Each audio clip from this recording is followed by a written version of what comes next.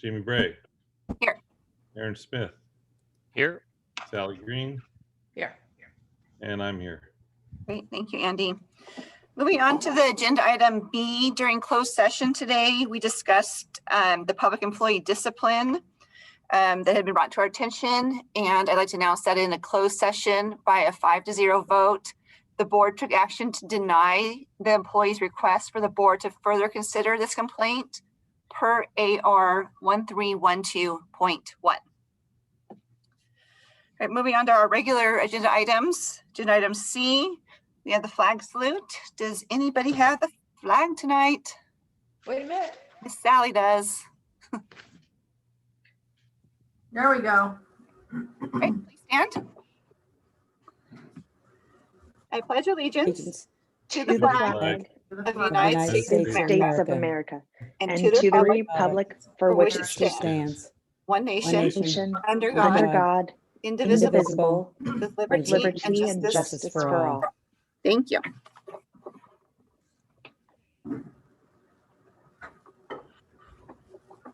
Oh, sorry. Moving on to regular C.2. This is where we're supposed to announce the closed session.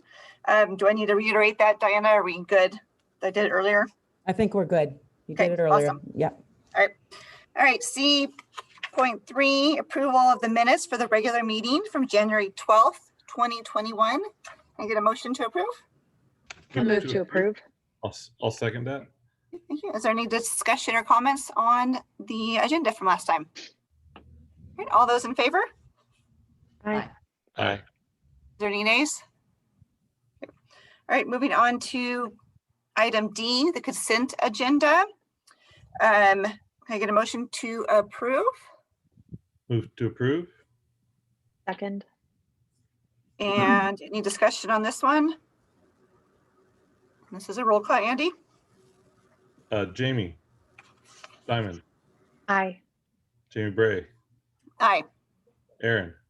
Aye. Sally. Aye. And I'm aye. Thank you. And right along to item E, we have our student representative report. I believe Fatima is on with us tonight. She's still here? Yes. Fatima. Hold on. Okay. The spring semester has started and seniors are busy finishing financial aid and scholarship applications. The counselors, along with CalSOAP and UCSB, are holding informational workshops for all seniors. Please see your Parent Square and Google Classroom for more information. ASB is planning for our spring rally later in February, but they are also working with parents of Carpinteria High School to fundraise and plan for graduation for the class of 2021. Students are also invited to apply for the California Scholastic Federation if they meet their criteria to be admitted to the program. Again, please check your Parent Square and Google Classroom for more information. Finally, athletic conditioning started yesterday and soon spring sports will be able to condition. Please be on the lookout for more information in the next few weeks. Thank you. Great. Thank you. Very much. Thank you. Fatima. And we'll move straight along to superintendent's report with Diana. Thank you, Jamie. So I'd like to begin with appreciation, and I'd like to recognize our IT team. That's Aaron LaPlante and John McClure for their tireless work in all the technology troubleshooting during remote learning, as well as preparing and distributing more than 1,000 Chromebooks for students, 190 iPads for students, and 225 MacBooks for teachers. And they're also working on improving the technology infrastructure for the Measure U projects. They always respond quickly and efficiently to the myriad of tech issues. And you can imagine every day we have tech issues with patience and positive attitudes. So we really appreciate Aaron and John.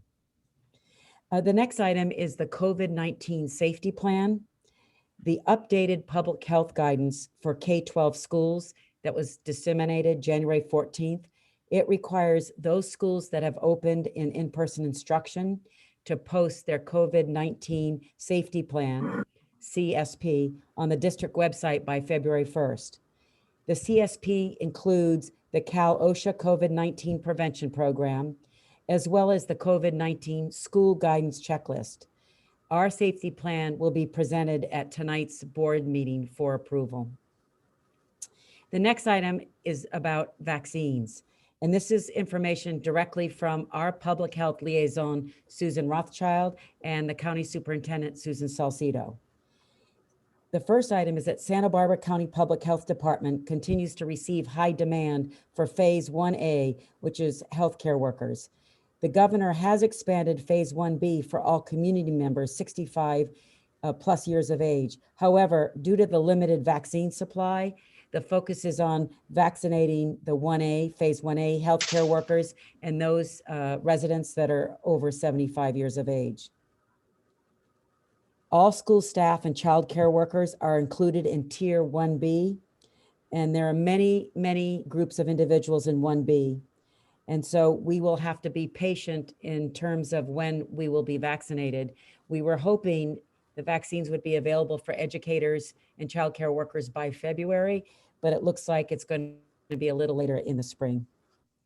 I have been working with public health and the city of Carpinteria to locate a vaccination site on our school campus in Carpinteria, either a mobile unit at CHS or using the CMS auditorium. So we're still working on that.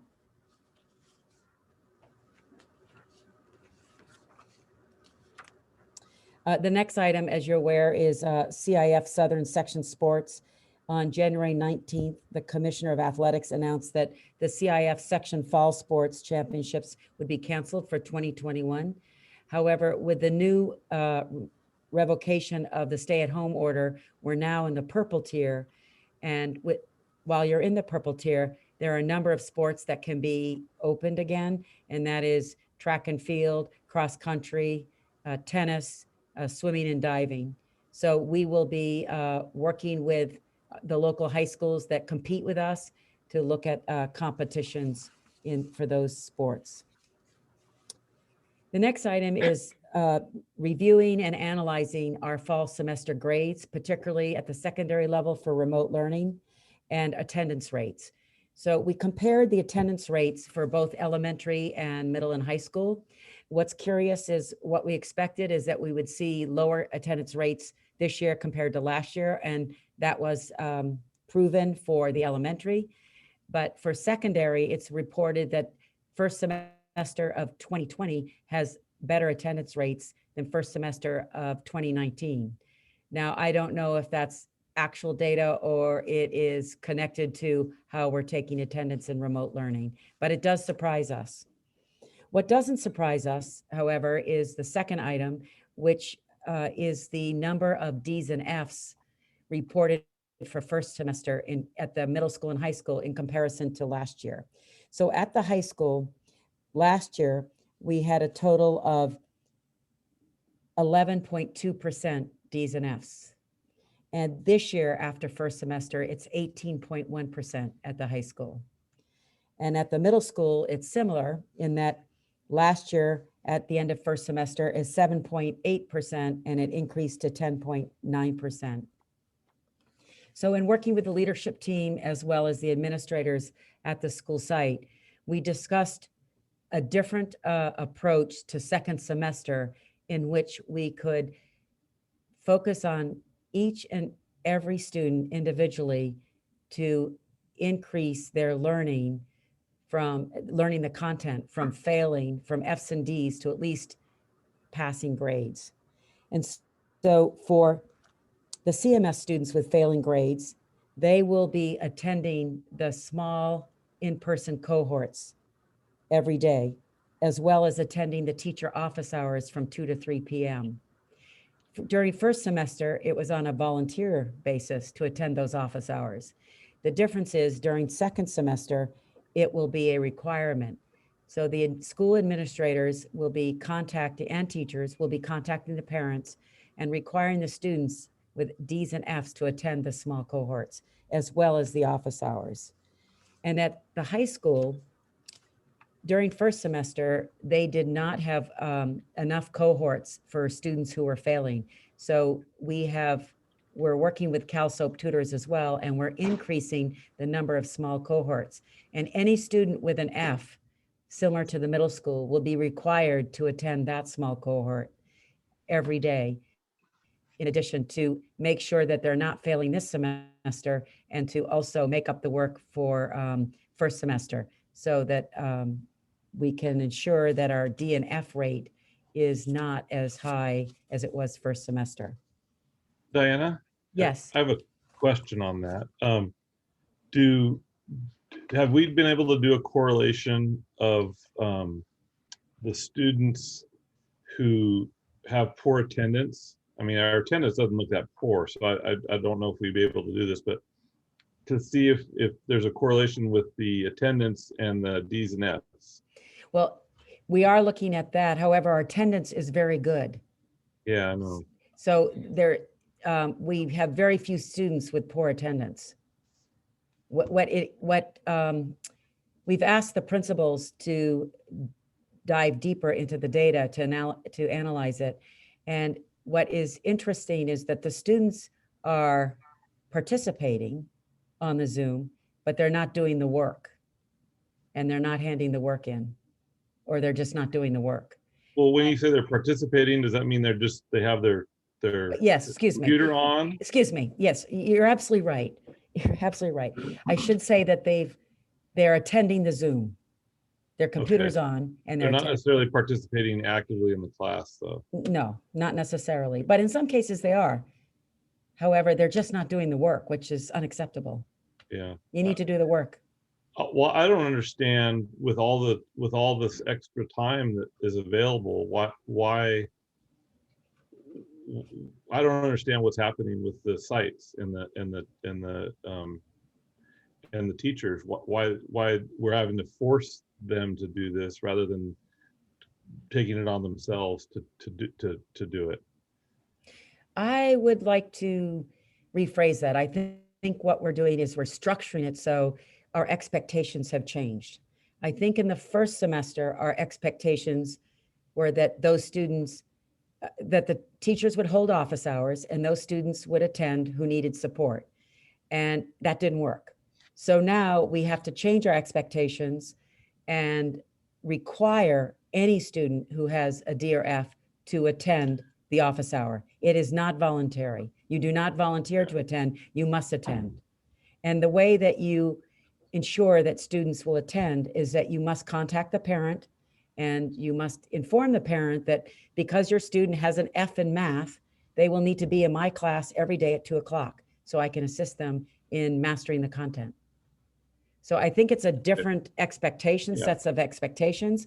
And I think it's a different way to work with teachers directly from the principal and then from the teacher to the parent. I'd like to say that I like this approach. There are other districts doing different things. And I think this is clearly stating that we care about the student and we're not going to write them off. Whereas other districts have, and I get their reasoning behind it, where they decided to just get rid of Fs altogether. But I think this is investing in the student more and really getting to the bottom of the problem and trying to support our students more than the other path that we could have taken.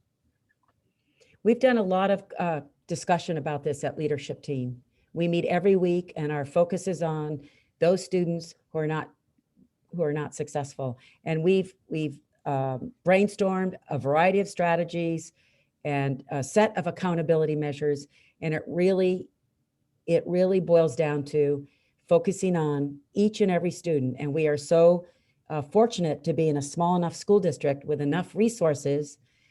We have the time and we have the resources and we have the skills of the teacher to work directly with small groups of students to ensure that they are able to develop their skills and master the content and not fail the class.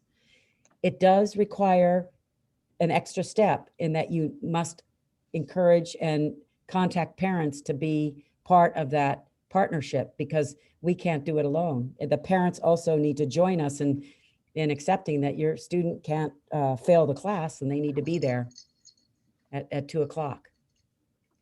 So with the principals and the counselors, and we have school counselors and we have START therapists at each site, then we can work with the 40 and 50 students who have a lot of Fs and make sure they're there. It's one by one. It's individualized, personalized learning that we focus on for each and every student, which again, we're a small enough district that we should be able to do that. So I'm confident that this strategy will be more successful when you hold the adults accountable for the students participating every day in those office hours.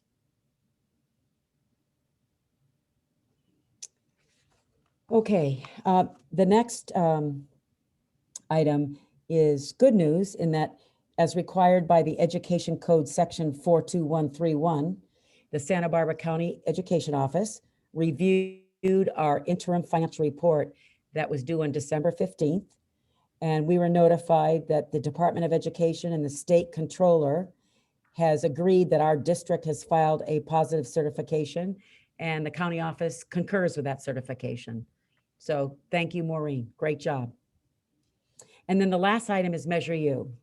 So we've been reporting on the modernization of that high school gym.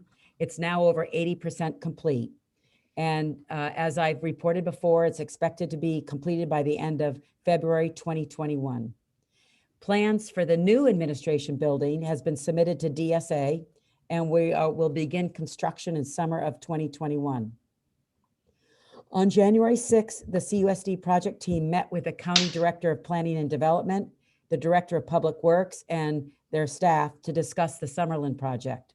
As a result of that meeting, there is a tentative agreement that CUSD will construct an improved sidewalk on the school site along Valencia and a new sidewalk along the tennis courts connecting to the sidewalk system on Lily Avenue. The CUSD team is preparing the conceptual engineering design for the Valencia sidewalk from Banner Street to Lily Avenue, and that revision will be incorporated in the project plans for planning and development. The planning and development will complete their staff report, and then we'll be able to schedule that planning commission hearing. And that review will take about 6 to 8 weeks.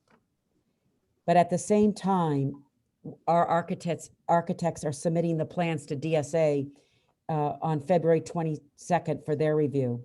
So we will begin construction in September 2021.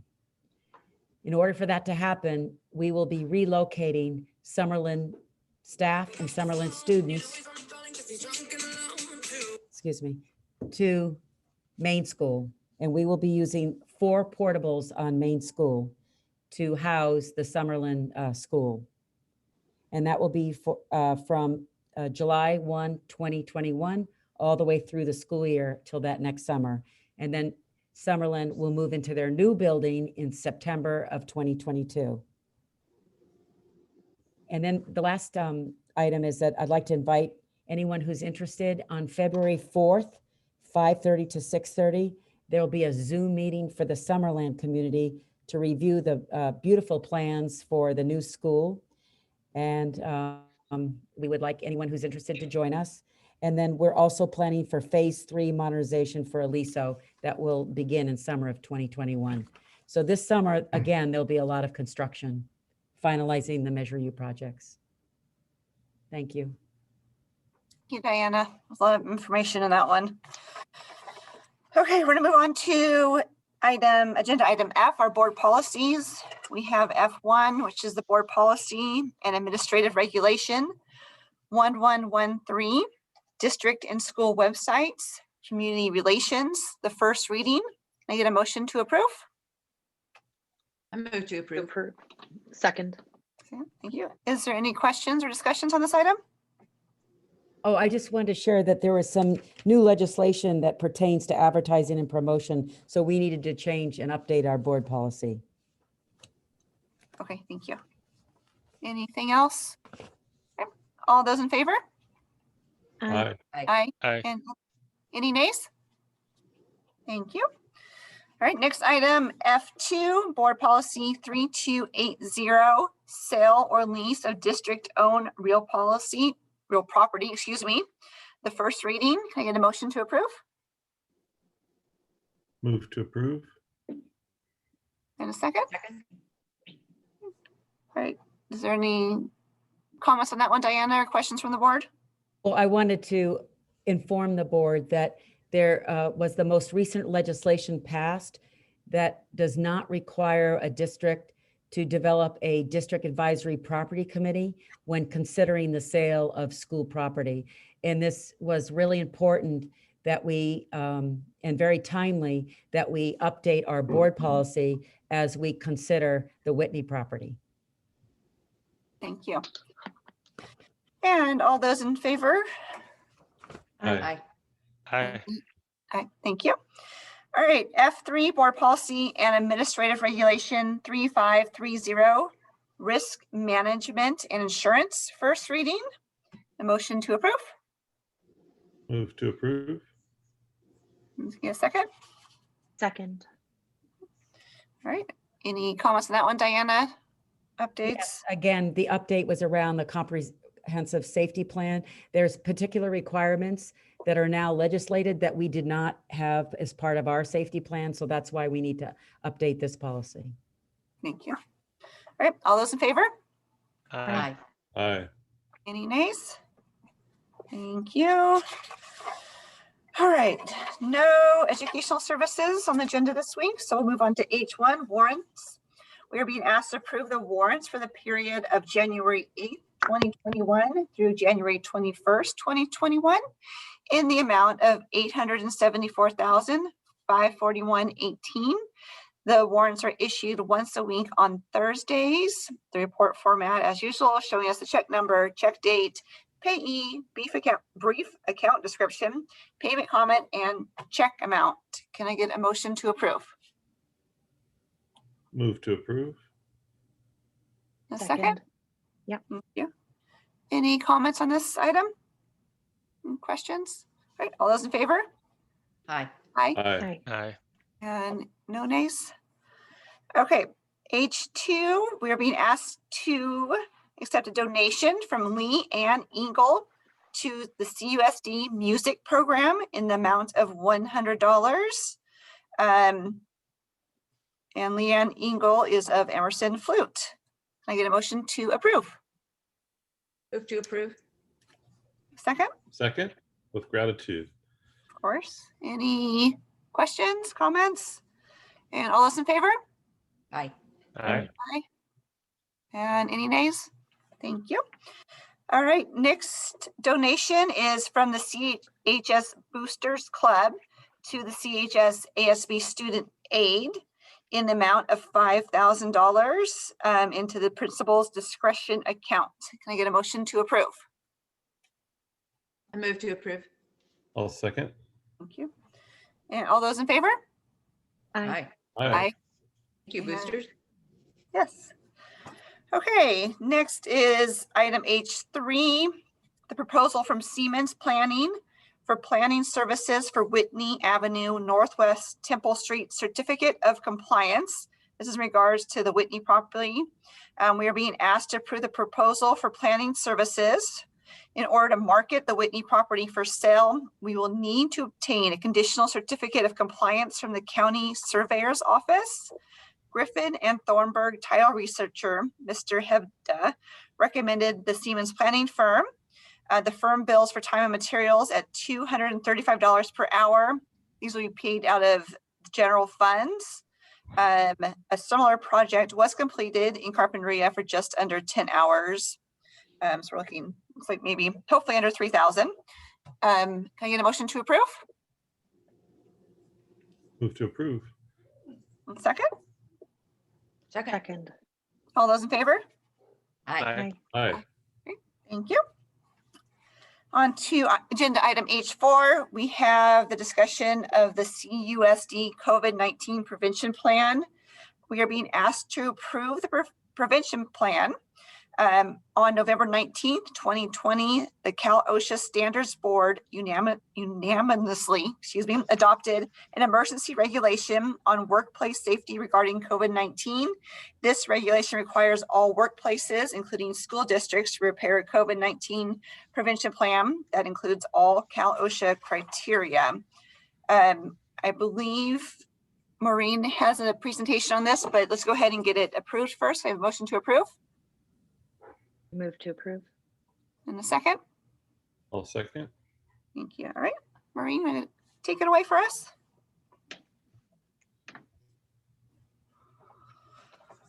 You want to let me share my screen, Diana? I did. Okay, it's not letting me. Try again. There we go.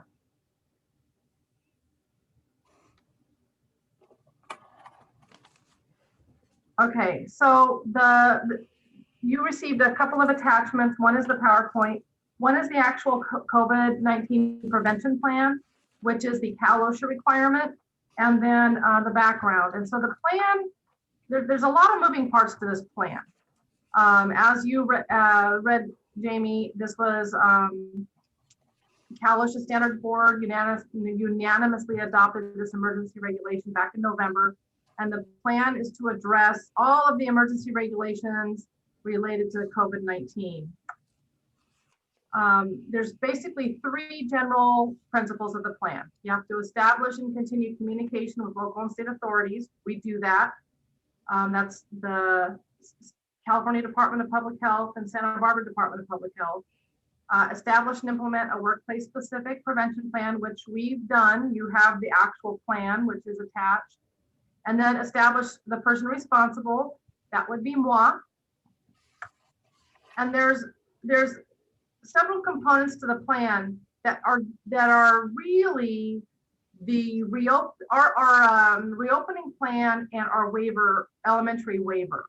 So a lot of what this plan requires, we've already addressed in the elementary waiver. So we were kind of ahead of the game. The plan that you have before you in the full context is basically the Cal OSHA template. I use their template with a lot of their language and our reopening plan and our waiver built into that. It's not super specific, like this is the tool we use, this is what we say. It is the general plan. It's so part of it is having had done a risk assessment and decide what we need to do to prevent the virus from spreading. And we've already done that, putting in safety measures at all of our schools, safety training, equipment, cleaning protocols, use of face coverings. According to the plan is really in accordance with California Department of Public Health. We also incorporated Santa Barbara Public Health because sometimes the Santa Barbara Public Health is a little more inclusive and maybe has a little bit more robust criteria. That's going to differ at times. And then the training and communication with our workers and worker representatives of the plan. That is our custodial staff, our cafeteria staff, all of basically our frontline workers that are doing what they need to do to make sure that we are keeping our sites safe. It develops a process to check for compliance and a document to correct deficiencies. And that is built in our waiver as well as our reopening plan. If there is a problem, it gets addressed at the principal level, at Diana, at myself, and obviously with Deanna, depending on what the issues are. It requires us to investigate cases and alert the local public health department. We already do that. I'm going to cover like at the end what we're doing for AB 685. We already have a protocol for isolation and quarantine. We're going to be updating that according to the latest California Department of Public Health plan for safe schools. You have to develop protocols when there's a workplace outbreak.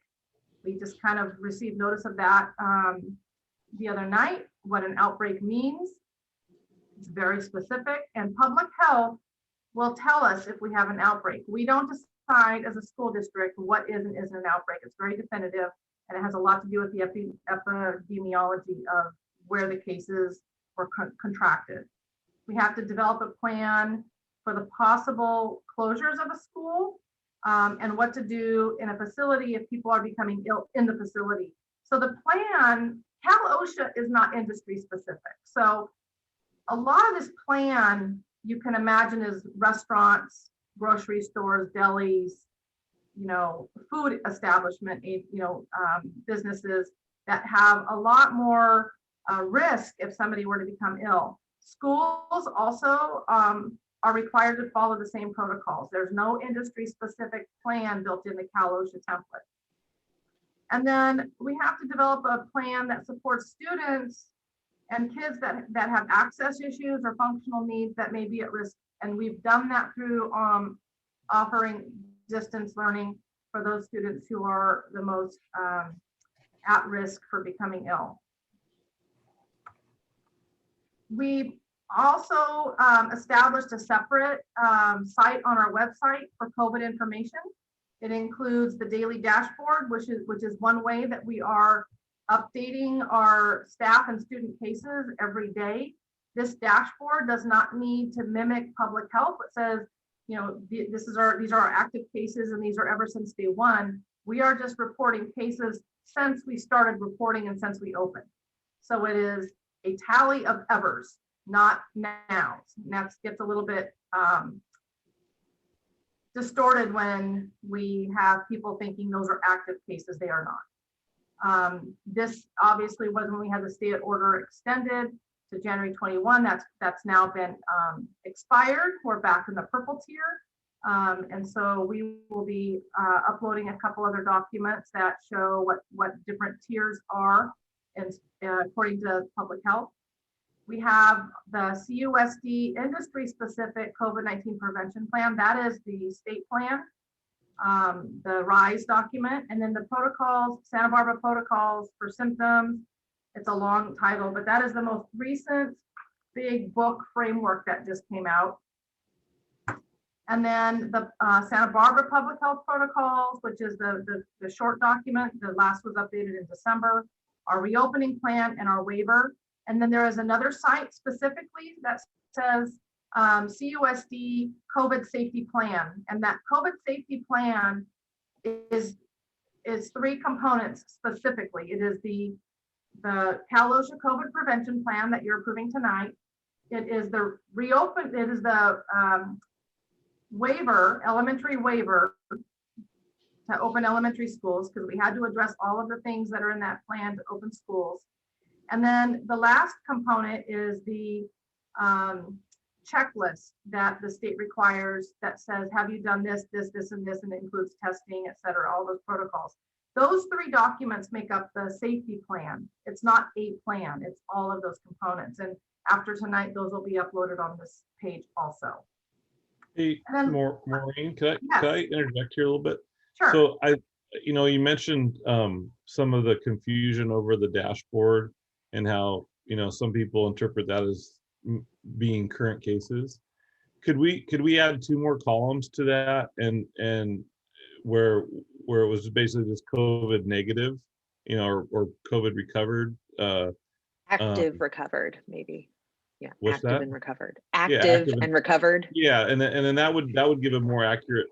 It would I guess cause less confusion. Yes, we discussed that at leadership team at length. Okay. And we Oh, you did? considered Okay. it. All And right. we considered it. And that means I need to hire someone to do that and collect the data and authenticate it. I don't But think we don't get that when a student returns, don't we? No. Right now, each school site is monitoring all the information, but Okay. the issue is the accuracy, which is why we're at a 5,000 foot level and not at a specific. Gotcha. It's really out of our lane, and it's we're really not public health people. I get that. not only that, is that I'm very reticent to be responsible for publicly displaying data that I'm not confident in the accuracy. Gotcha. I am confident in the accuracy of what I'm reporting currently at a very gross level, but any more specificity, I'm not confident in the accuracy. So I think that the purpose of us reporting this data is to allay fears that we have rampant outbreaks at schools. We don't. If you look at, we've been open for 3 months. We have no staff member that has contracted the disease at school. And our nurses have done all the contract tracing, and there are no students that have transmitted to each other, because you have to remember that we have over 550 students at Catalino and Family School, and over 350 at Aliso. And the cohorts only have 10 kids. So in every class, you have 30 classes, but you've got 2 cohorts. So you have 60 cohorts.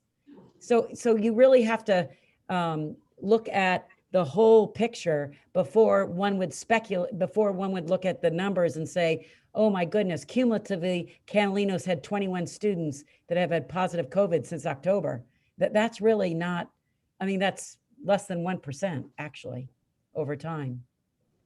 So I think that, I think we did discuss it and we would love to be able to do that. Yes, I would love to be more informative, but it's really beyond what we can do at this point. I just wonder if having that on the dash, if we doing the daily update on the dashboard is even necessary. It just seems like it does cause more confusion, because if you do look at it, I know it says it in the fine print that it's cumulative, but if you just open it up and look at it, like, oh my gosh, there's 21 kids at Catalina right now with an outbreak, which makes it sound like a lot, even though it's not. So I just wonder if we'd actually have to put this up or what the relevancy is. I think the data is really telling. I mean, you have more adults remotely that had a positive COVID than you have adults teaching in school. That's my whole point.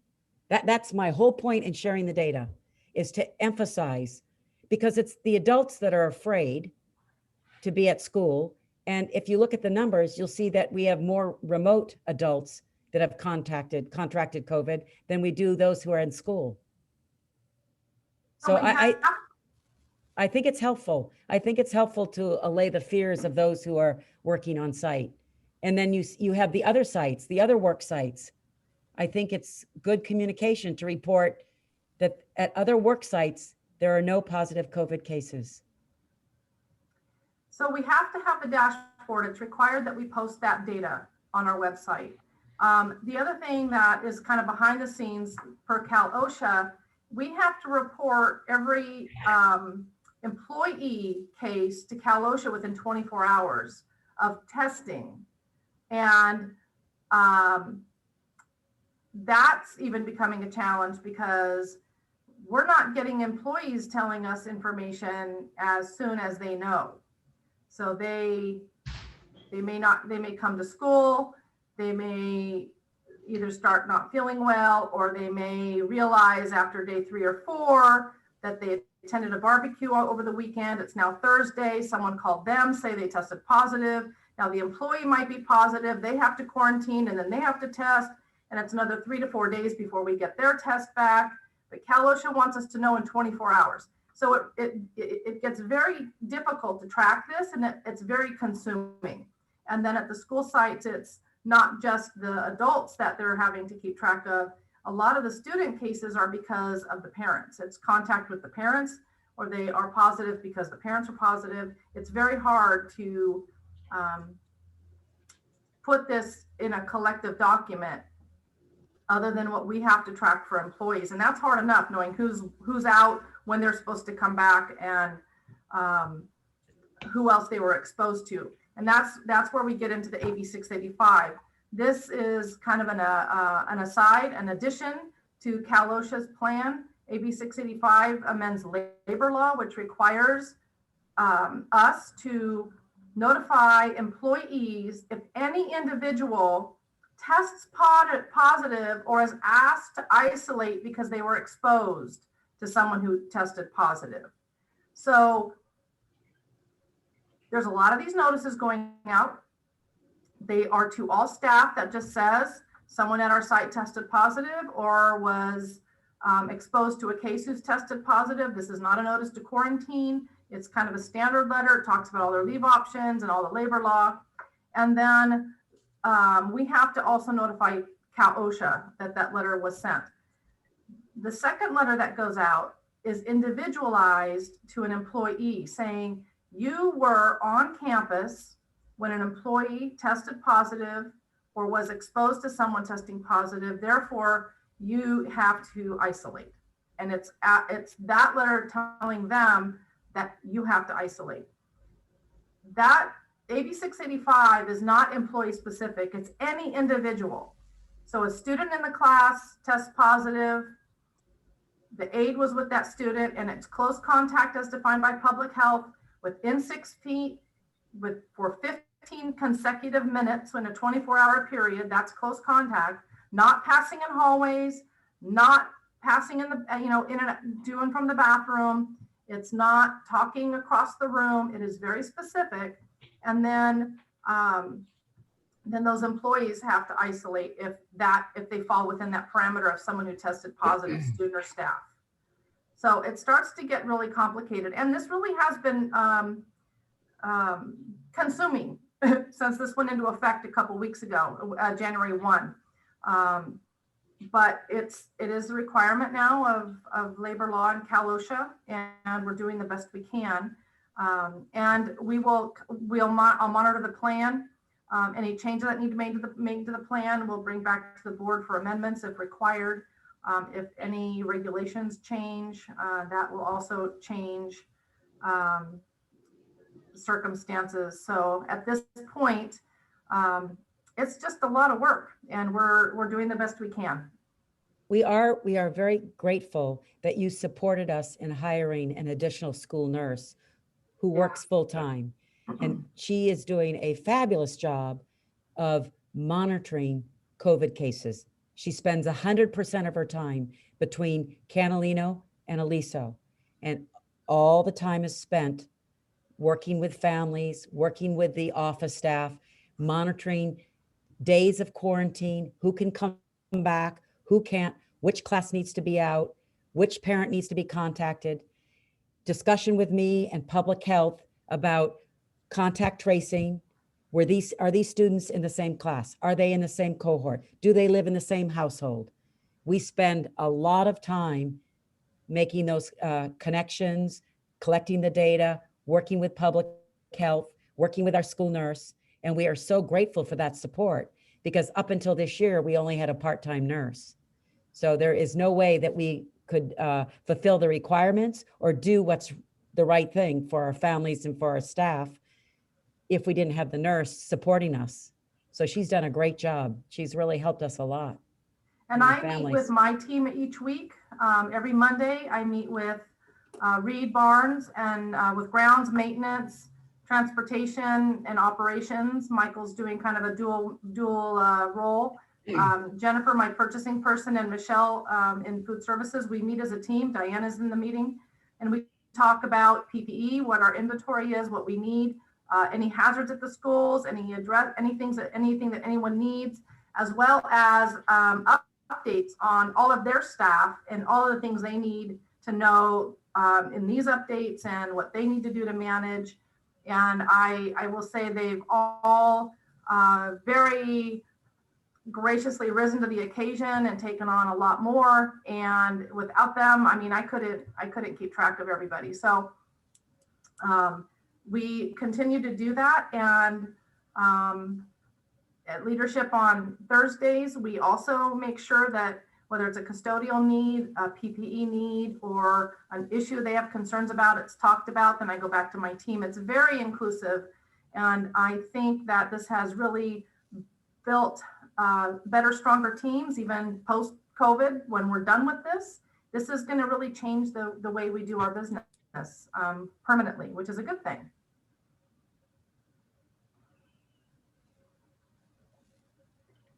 So, Are there any board questions on this?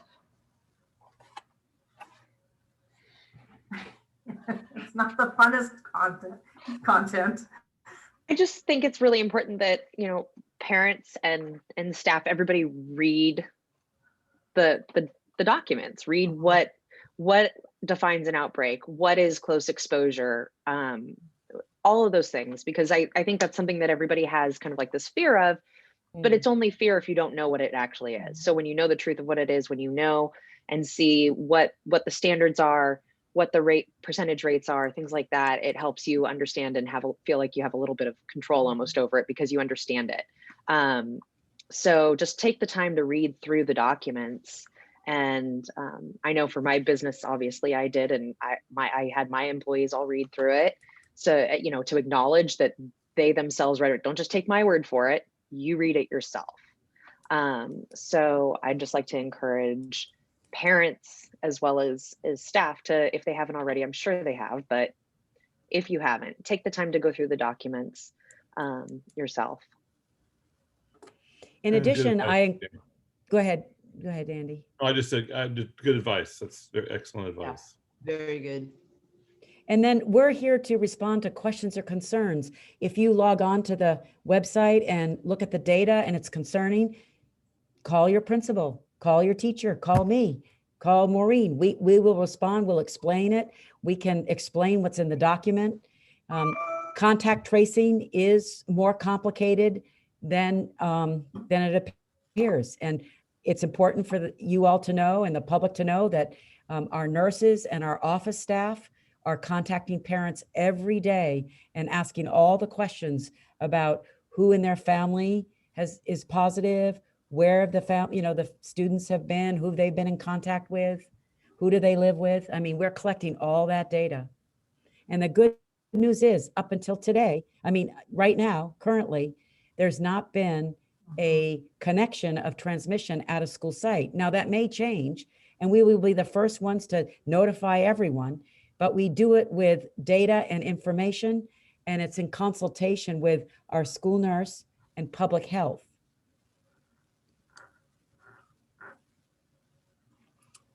All right, thank you, everyone. You have to vote on this, I think. We need to Jamie. vote on this. All those in favor? Aye. Aye. Aye. Aye. And I am aye. Was there any nays? All right, great, thank you. Let's go on to agenda item I1.